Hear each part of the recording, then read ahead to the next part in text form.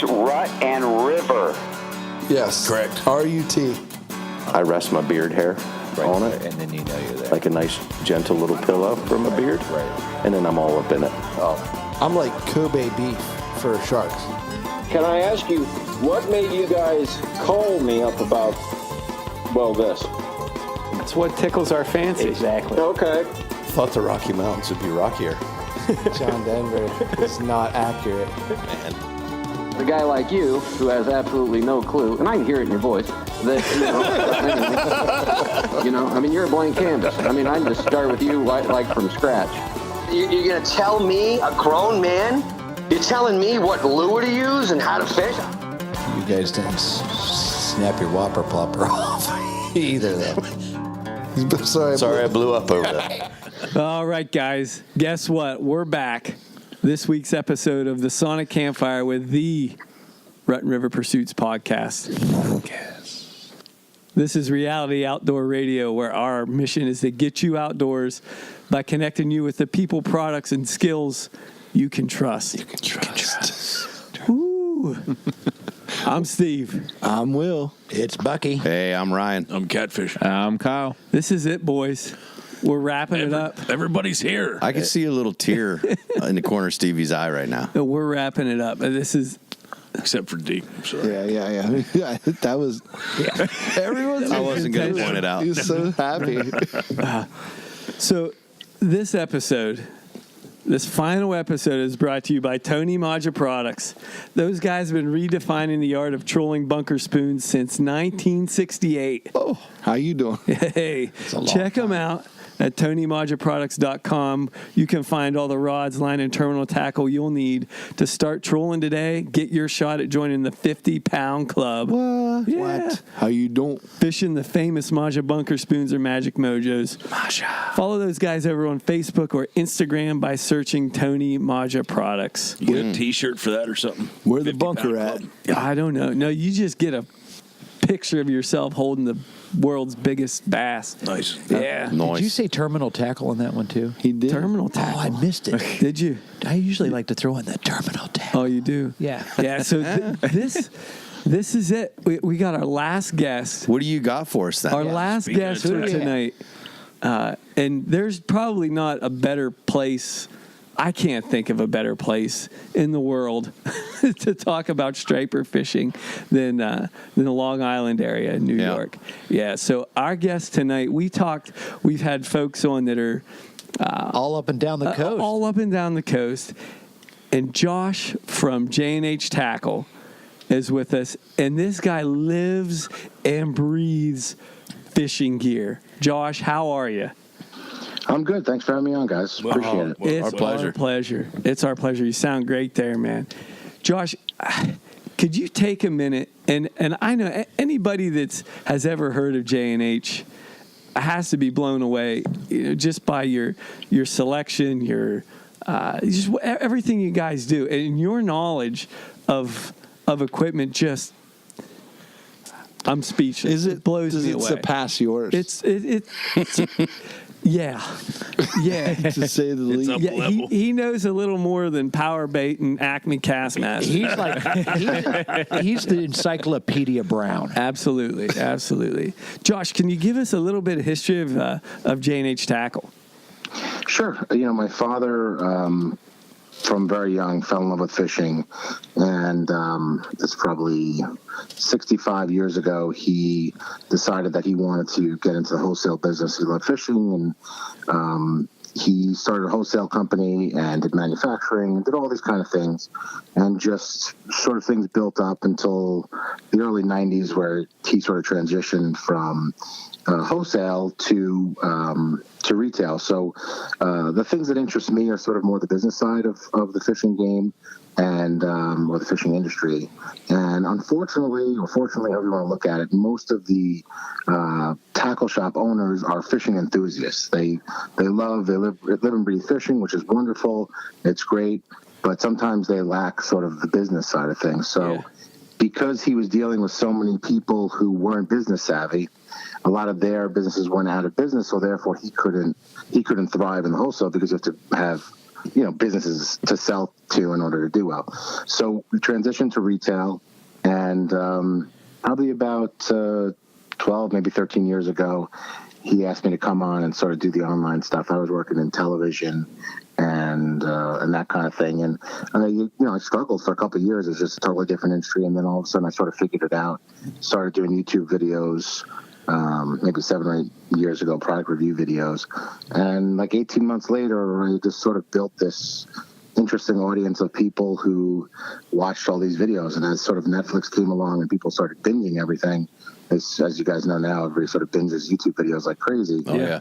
And I have almost 1,000 now, and it's every new reel and all that kind of stuff. And so I get a lot of people that way. And then just sort of fell into social media for sort of economic and personality reasons.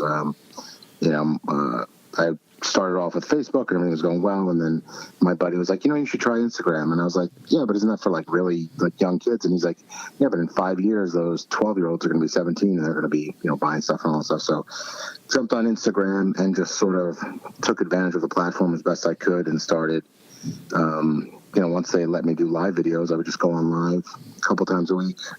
And now we've got a sizable audience every time I do that, and it's just really me answering any question from anywhere. It could be anywhere in the world. So and those sort of had to become more knowledgeable about everything. Those videos are so great. When you go live on Instagram and you just see all the people chiming in and throwing questions at you, there's so much information packed into those. I mean, you do a really fantastic job with those videos. Thank you. I appreciate it. Yeah, it's just a little different. And I call it like, I guess in any job that you do, you sort of become fluent in the language, whether it's selling insurance or, trading baseball cards or whatever kind of, I'm sure jewelry industry, everybody has their own terminology. With ours, especially saltwater, it's so regional. So I kind of had to learn, what's fishing like in California and the Texas coast and Florida and even, overseas. So luckily I've got just a great group of guys who worked with us over the past, let's say 10 years, and our current staff at J&H who just, know all this stuff and sort of help me, give me advice, help me answer questions, and just sort of become, pretty fluent in fishing, the language of fishing, I should say. I'd say you do a little research and development, just start taking some fishing trips. We end up doing that. So, like I said, my dad loves fishing. I mean, absolutely, is bonkers for it. So we've done Tropic Star Lodge in Panama, Venice, Louisiana in, for red fishing, Key West, West Palm last year. And my dad's been to the Keys a million times. So yeah, I've done the sort of the home run trips that all these people dream about. Just as a way to sort of, bond with my dad and have fun with him. Nice. And that's given me even a better insight into these, what's going on. So those are, for those of you who don't know, those are kind of like once in a lifetime style trips where you go to the middle of the jungle and fish in the middle of nowhere, or in Venice, you're basically fishing in, I call it the Lord of the Rings. It's sort of like the swamps, middle of nowhere. But you're, an hour and a half away from New Orleans. So that's a cool trip too. So any of your audience who are thinking about doing a fishing trip, those two should be at the top of your list. Yes. They sound horrible. Now he gave me 2 more things I have to do. Yeah, right? Yeah. Did you go for peacock bass when you were down there? Didn't do peacock bass. When we were down in Venice, my dad wanted to do redfish as opposed to, you can go offshore and you can do tuna and that kind of stuff. So we just did inshore redfish for like 3 or 4 days. Bless your heart. I got you. I was thinking more like South American jungle. Oh, well, down in Panama. See, Panama is really cool. It's like an upside down U. And I guess the way the water moves through there, it really oxygenates sort of the top of the water column. Yeah. So you get just, you basically go down there and you tell them what you want to target. We had, 50-pound rooster fish, 40 to 50-pound tuna. We had, we hooked into a Cabrera snapper, totally just kicked my butt and spooled the Stella 14K. So you basically can tell them. I mean, a lot of people go down there. They want to catch really, really big black marlin. They go like January, February, and I think March, and they go after these just huge black marlin. My dad's in his mid-80s. That's just not our game anymore. Yeah. So we were going for something. We wanted to catch roosterfish. He got a beautiful roosterfish, a lot of jacks and blue jacks. And you basically can just tell them like what you want to do. I mean, literally, we get in the boat, and not even 15 minutes in, he throws a cedar plug out, the captain, and 40-pound tuna.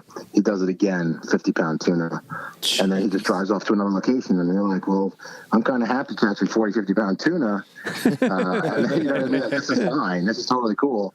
And next thing you know, you're like, you haven't caught anything for an hour, but you're in this sort of lush, beautiful environment where you're fishing in an aquarium basically. This is the first we've heard about Panama being a destination.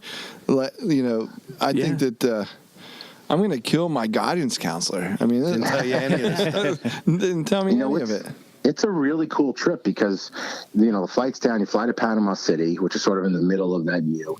It's not that expensive. They're like, I didn't realize this till I went down. They're like the most Americanized people ever. I mean, they have you just drive by, they have Arby's and Fuddruckers, chains, random chains, not even just McDonald's and Burger King. It's just everything American.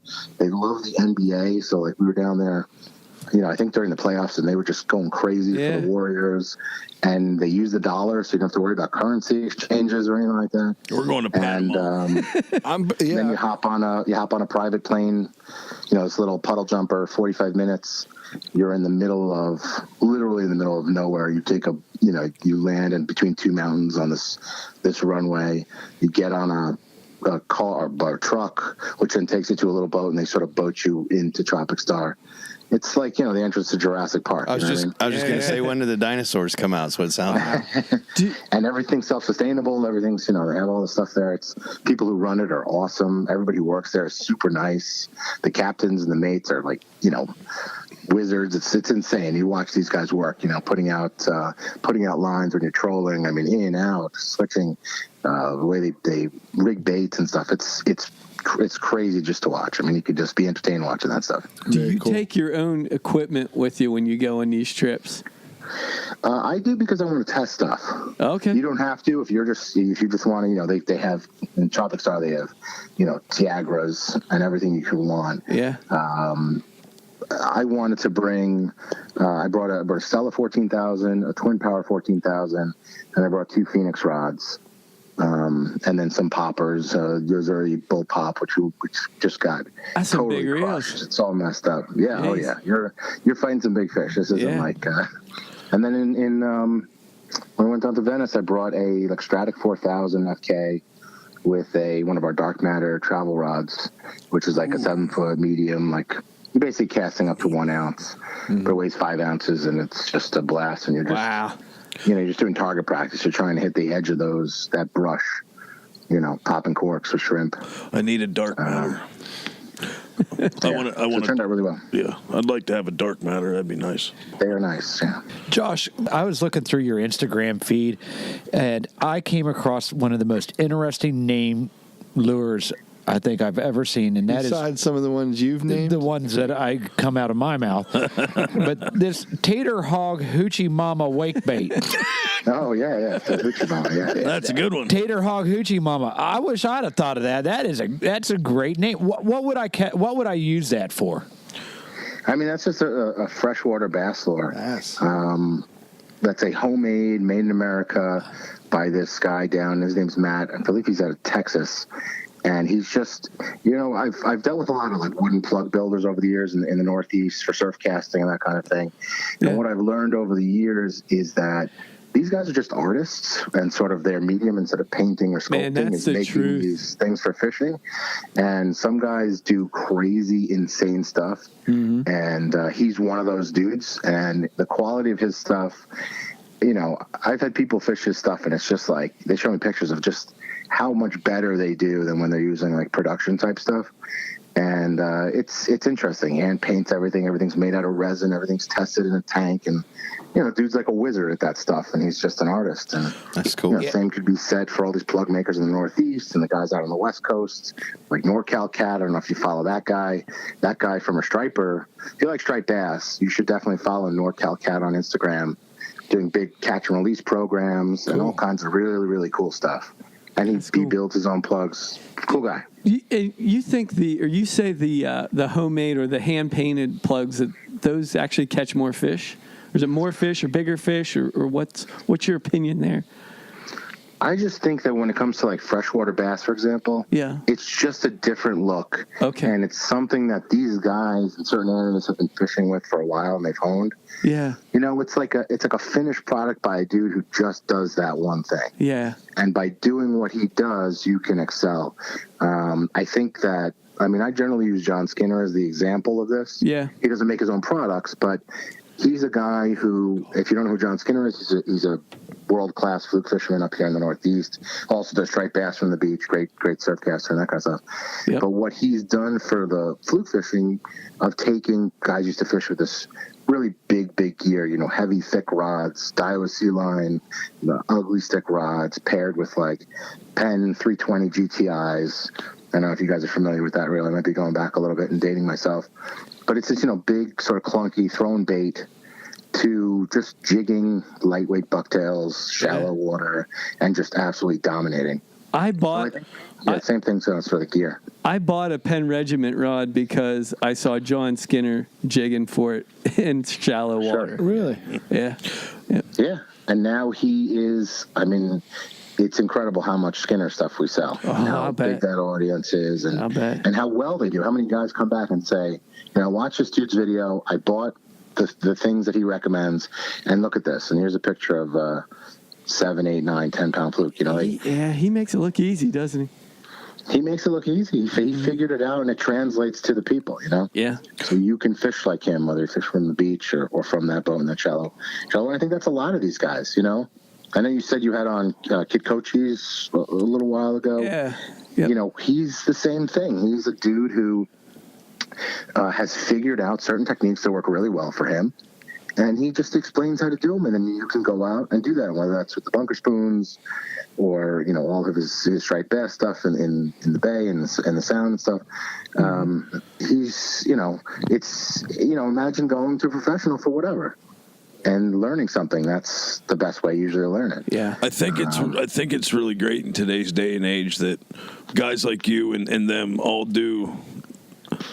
are trying to get the industry and people together to learn, because when we grew up, at least in my area when we grew up, everything was secret. People didn't even let you look in their tackle boxes, and they would park their trucks in areas and walk to their fishing spot that was half a mile away, so you would think they weren't there, and it was very secretive fishing when I was a kid, and it was hard to learn that way. People didn't want to teach you. If you didn't have an uncle or a dad to, somebody that took you under their wing, the random dude at the creek wasn't like, oh, yeah, here, use this. Like you said, what are they biting on? And they'd be like, go kick the sand over there. Like it's dough balls. Yeah. And it's, I think the craziest part about that is that the people that don't help sort of are doing themselves a disservice, because what that is going to do is just going to shrink the population of fishermen. Right. Yep. I could have very easily quit if that would have been the case, right? Right.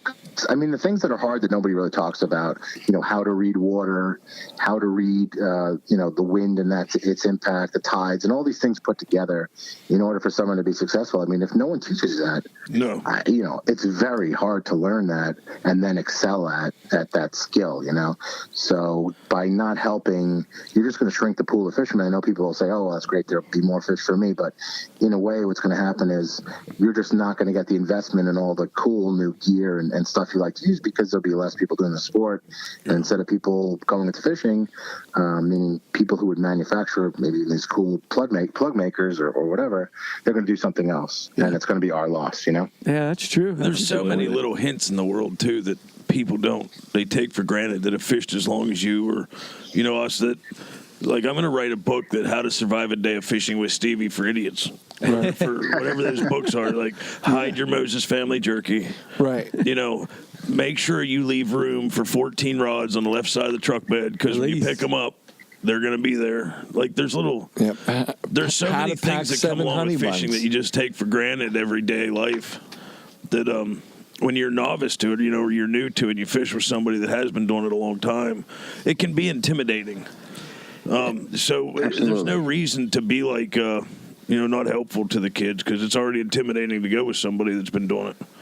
Definitely. And I think YouTube and all the videos, not only my videos, but all these guys, you guys should watch. I mean, just your audience should watch Skinner videos, Elias V Fishing if you're into kayaking, Tackle Advisors if you're into gear, Fishaholics for surf fishing for striped bass, and some other stuff. There are just a ton of really cool guys. And on Instagram, like I said, follow NorCal Cat, Land Shark Fishing down in Florida if you want to see some cool stuff. And all these people are just showing you fishing, which is just really, really, really cool and interesting, and it'll help you in one way or another. I always seem to find that saltwater in general was a little bit more lucrative, a little bit more secretive than freshwater to me. See, I see the opposite of that, but I grew up in saltwater. So, I always joke around that, saltwater guys are like super loud. They'll tell you anything. But freshwater guys, they're like ninjas. They come in, they take a whole peg of stuff, check out, and just vanish. So you can never really figure it out. And I think the funniest part about it is I get the tournament game and all that kind of stuff. But in freshwater, most of these guys, especially bass fishing, are throwing everything back. You know what I mean? They're not trying to get some big fish that they're going to keep and eat, or it's not like trolling for tuna and all that kind of stuff. So it's like this weird secret thing, and I don't think, in my heart of hearts, that if you're going to a tournament and you find out that X guy is fishing orange and purple, that all of a sudden you're going to put down what you've been fishing with for the past decade so that you can orange and purple it up. You know what I mean? Right. Like, it just doesn't make. That was last summer. That was our entire last summer. You're right. PB&J. Yeah. So, Josh, if I'm a new fisherman, or if I'm a fisherman and I want to take up striped bass fishing from the surf. Sure. And I come into your shop and I got $200 in my hand, and I say I want to go throw a chunk of bunker out on the beach and try to catch a striped bass. Bunker. What would you recommend? I mean, for $200, you're probably going to get a pre-mounted combo. I mean, you could go with something like a Daiwa BG paired up with one of the new Tsunami Trophy 2 spinning rods. I think what people really have to know, regardless of budget, is that with spinning reels you can get better stuff at a lower price. You know what I mean? So you said to me, "Hey, I want to striped bass from a boat." It's more difficult. You know what I mean? That gear, that sub $180 gear is kind of yuck. Yeah. But surf fishing, you have a lot of good spinning reels that you can try. I mean, I think the BG is probably the best of the lot in about the $100 range. Really? Yeah, you can do. Battle's getting a bit old. Spinfisher really is the way to go. Spinfisher 6, but now you're talking, using up most of your budget. Yeah. Most of the guys that I work with, or that I help in the shop, I kind of say, like, what's your end game? You know what I mean? Like, are you not sure if you're going to like this sport or not? Is it something you do once in a while? Or is it something you're really into and maybe you're just starting out? And if you are, I would rather see you, like, borrow someone else's combo or buddies or something for a year and save up a little bit to get a better combo, because my whole thing is experience. Like, I want you to have the most fun possible. And sometimes, unfortunately, that, you're not going to get the most sensitive rod or the best rod for your application, whether you're throwing chunks or maybe you're, throwing SP minnows or super strikes or whatever. So that's sort of where I land. And I find guys who will do just that. They won't go up the ladder in terms of get a entry-level reel, then a middle reel, then a high reel. They'll just start entry and then they'll go directly to high because they figured out they love the sport. Yeah. But I never really push people to spend more than they want. You know, sometimes you have to. You just can't. You know, people like, I want to catch a 500-pound tuna and I got $50. So it's not going to happen. You know what I mean? Absolutely. It's funny he said that there because you can see the evolution of surfing gear hanging on my ceiling in the garage. Yeah. You can see surf rods from 15 years ago until now. The evolution is still up there. I mean, the eyelets are even rusted on some of them because I didn't, know to wash them off. So sure, yeah, sure. I haven't even started on surf gear. It's a whole nother animal. Don't you'll blow through your money real quick. Kyle here he has some buddies in Delaware. They do a good bit of surf type fishing and Delaware and Jersey. Yeah. Josh, so somebody gets their rod and reel set up through your guys, and then they want to start dabbling and throwing bucktails, throwing some plugs. What would you recommend? Kind of some top brands for them through plugs and bucktails. Gotcha plugs. Yeah. Sorry, I said that twice. Sure. I mean, it really depends what you want to do and how you're going to do it. But I mean, the most popular rods we sell are going to be like St. Croix Mojo, Tsunami Airwave Elite. Those are two really great rods, series. If you're going to step up from that, St. Croix Avid is great. A lot of guys like the GSP rods from Ram Glass. And it really depends on what your goal is. I found a small group of people who want to do things a little bit differently. And this actually started in Japan, but we have a couple of Japanese made, so not a made in China rod or anywhere else, a made in Japan rod that is 10, 11 feet and is rated like, let's say, 1/2 ounce to 1.5, maybe 2 ounces. And you can throw on there like a 3,000 size Stratic and you'll outcast someone with like an A17 diamond jig or a 1 ounce, 1.5 ounce bucktail than that guy fishing that, 10-foot lammy with a Van Stoll in there. Wow. So there's different things you can do, and depending on where you want to be. But the majority of people are going to get like, Spin Fisher 6,500, 5,500 with a Airwave Elite or a Mojo, somewhere in that range. So you're in like that $400 range for a combo. I like the sounds of that because I've always had the issue with throwing pyramid sinkers or even hurricane sinkers at Ocean City, Maryland. Where we fish, there's a lot of dogfish, like sharks. Sure. And even getting up to my waist in the water in the morning and throwing as far as I possibly can with my big surf rods, I still get the twisted up lines, and I'll throw to the left and the bait still washes into the right. Like I just can't get the thing to stay out there all the time. And once it sits, then I don't want to touch it. Once that 4 casts later, when I'm worn out reeling it in for 5 minutes, like that almost made me stop surf fishing at first, when I would like walk up the beach and cast way far to the left, come back, put my rod in the sand spike, and my bait would wash in 3 minutes later up on the bank to the right, and I keep upping my weight to the point where I don't even know I was getting a bite. So sure, I really could use some rods that cast further. That's my next step up, I guess. What's my point? I mean, that's the trend. Shimano just released a brand new series called the Speedmaster, which is the worst name in the history of naming. But they did that because it's a trademark they already owned, and they probably didn't want to pay for a new trademark. But for $150, you're going to get a rod that's specifically designed to fish with a long cast spinning reel. So all those Ultegras and any of the long cast reels that they've come out with, or Penn or whatever long cast reel you like, now you can basically use those rods. I mean, the guides are set up specifically for throwing distance, so you can sort of overcome that problem pretty easily with that kind of a setup. Right. And I think we're going to see more of those style of rods, and then the more of the Japanese style, which I was talking about, which is instead of throwing a 6,000 size spinning reel, throw a 3,000 or 4,000, and it can still outcast pretty much anything just because of the way it is. We're not talking, you don't have to lean into this stuff. This is just easy. I gave one to my dad. He goes down to Florida. He's fishing for snook, and there's, some hole. He just can't raise again. He's in his mid 80s. Yeah. So I gave him one of those rods, put a Stratic 3000 on there, and hitting it without a problem. No, that's not me at all. I look like I'm a firefighter waist deep in the water trying to throw a Rottweiler over a volcano hole. Like it's horrible. People think I'm sick out there, injured, drowning. But I did. I put a decent sized pen on it, and let me say we're like 3 hours away from surf fishing, 3 hours plus. So we don't get down there very often.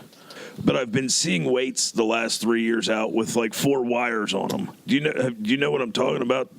They say they dig into the sand better. They're a Sputnik style sinker. Yes. Do they work better than the hurricane sinkers? I mean, it just depends on how you're using them. I mean, you're fishing for like big drum and that kind of stuff. No, I'm down just throwing bunker out for striper or hoping a ray or a shark, just anything to catch. But I'm throwing out a pyramid sinker, hurricane sinker with a slider on it, big, 24, 30-inch leader circle hook. But it always comes in all tangled up, and especially if I have a steel leader on, it's all wrapped up, and I can't get the bait to stay out there, and I feel like 15 years later, I still don't know what I'm doing all the time. You got to get a jet ski. I guess. Float it out there, balloon. Josh, those Sputnik sinkers are a million years old, and it really depends on the ground and everything. How well they're going to stick. Like anything else, you should be all right with your pyramid. You might just want to get a lighter setup, get you out there further. Yeah, I got to get out further. So, Josh, in addition to rods and reels and lures, those types of things, what else do you offer in the store and online? I mean, we offer a wide range of products, but it's kind of secondary. We're more of like we're a mom and pop shop that's at a pro level.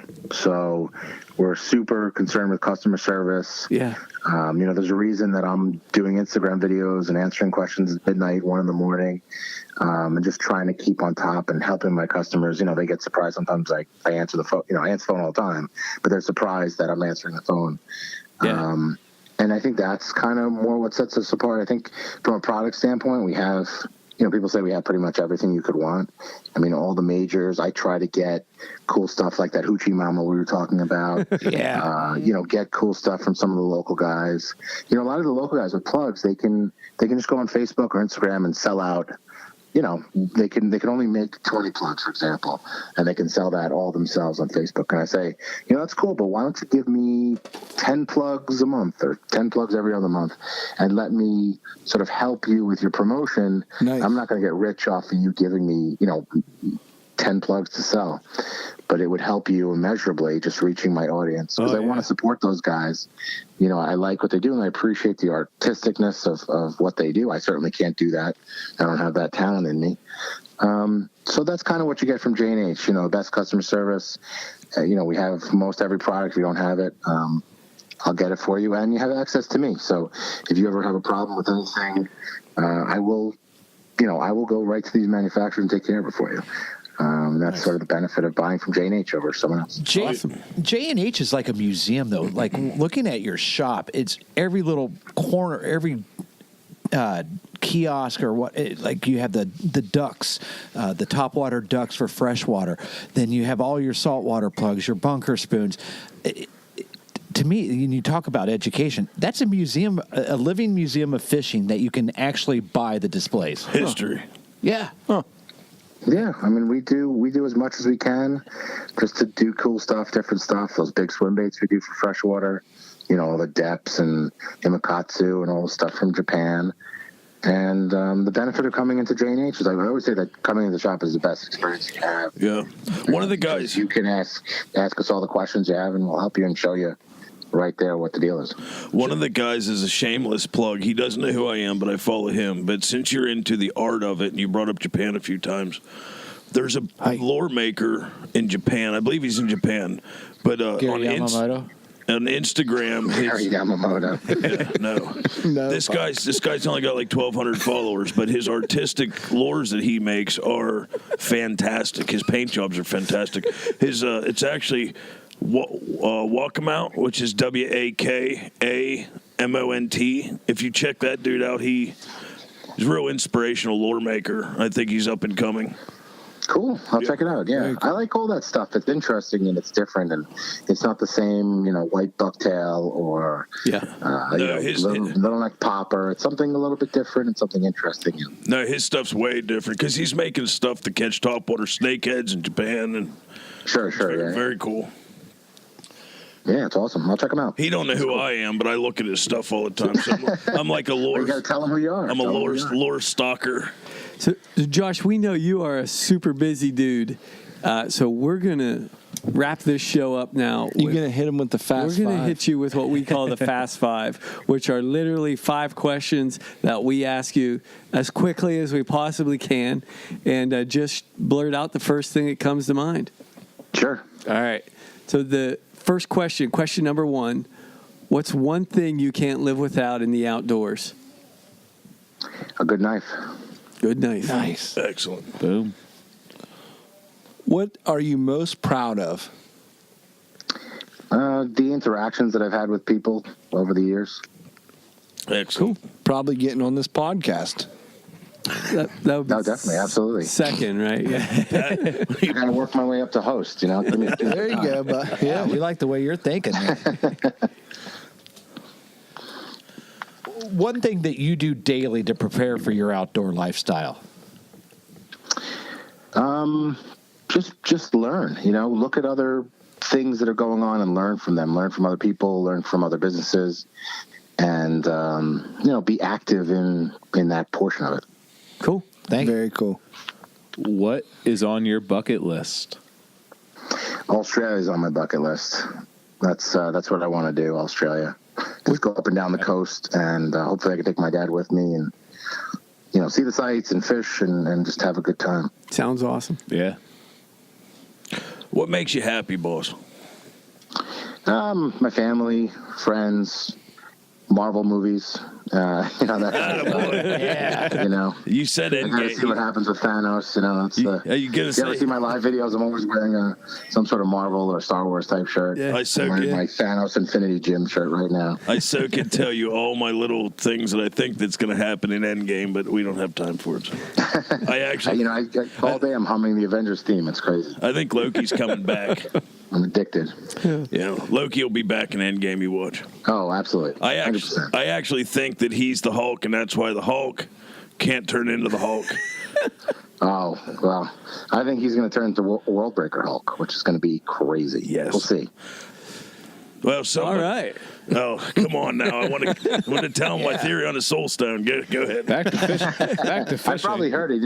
I watch those YouTubers and they just, the theory and the Reddit and stuff, and it's like overwhelming amount of information. And I'm like, I hope none of this is true, and I hope all of it's true at the same time. Well, I'm glad to have another Marvel guy on the podcast. Oh, absolutely. Cool. Josh, how can people follow J&H Tackle and follow you and learn more about your shop and your services? Sure. Yeah, the best two things to do is to follow us on Instagram, at J&H Tackle, JANDHTACKLE. That's on every social media. So if you're on YouTube, follow us, subscribe to our channel on YouTube. You can watch all those videos. Facebook at J&H Tackle, Twitter, all that kind of stuff. But I think YouTube if you want to learn stuff, and then Instagram if you want to learn even more and interact with me. Whenever. Everyone who DMs me, I answer them. Nothing is, I haven't had very many stupid questions that I consider stupid. So people just ask questions from all over the world. I'm happy to answer all of them. So that's the best way to interact with me. And then jnh.com is just, there's so much information there. When I built that website, I put there's more information on jnh.com than any other website. Sometimes more than the manufacturer website. And if there's something you don't see, like I said, DM me on Instagram, email me, josh@jnh.com.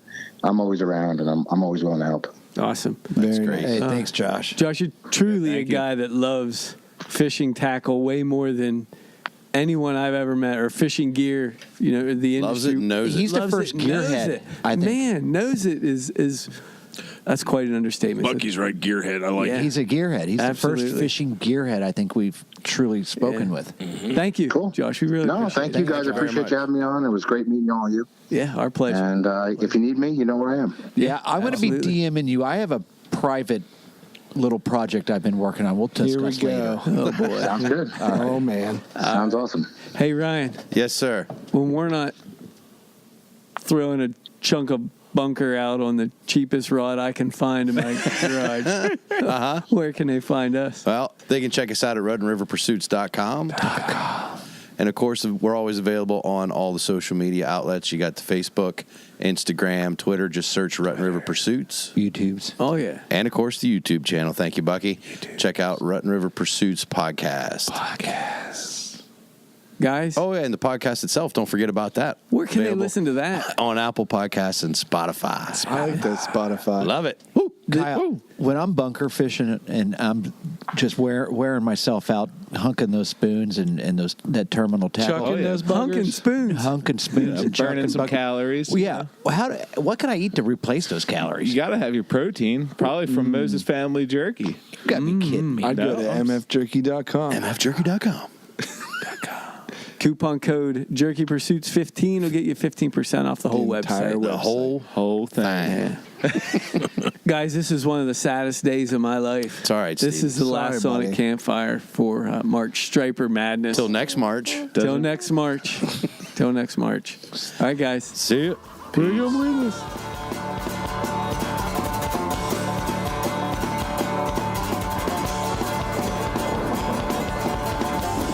I was looking through your Instagram feed, and I came across one of the most interesting name lures I think I've ever seen, and that Besides some of the ones you've named? the ones that I come out of my mouth. But this Tater Hog Hoochie Mama wake bait. Oh, yeah. It's a hoochie mama, yeah. That's a good one. Tater Hog Hoochie Mama. I wish I'd have thought of that. That's a great name. What would I use that for? See, I see the opposite of that, but I grew up in saltwater, so yeah, I always joke around that saltwater guys are like super loud. They'll tell you anything, but freshwater guys, they're like ninjas. They come in, they take a whole peg of stuff, check out, and just vanish. So you can never really figure it out. And I think the funniest part about it is I get the tournament game and all that kind of stuff.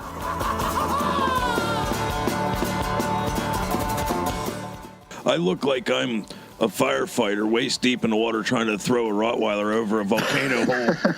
Like it's horrible. People think I'm sick out there, injured, Drowning.